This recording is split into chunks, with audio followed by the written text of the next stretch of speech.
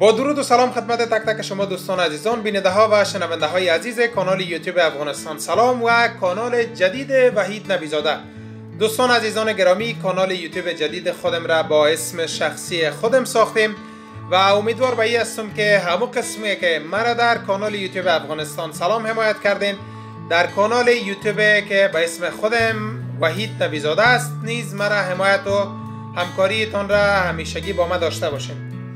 دوستان عزیزان گرامی، در این کانال من میخوایم موضوعات مرتبط به موضوعات اسلامی را، احادیث، برنامه های اسلامی و داستان ها و حکایت های اسلامی در رابطه با پیامبر مکرم اسلام و اصحاب کرامشان و همچنانی که در مورد شعرا، نویسندگان، تاریخ نویسان، داستان پردازان و بعضی از داستان‌ها و حکایت‌های خانوادگی، داستان‌ها و حکایت‌های تاریخی و این مسائل را می‌خوایم با شما دوستان عزیزان به تصویر بکشم.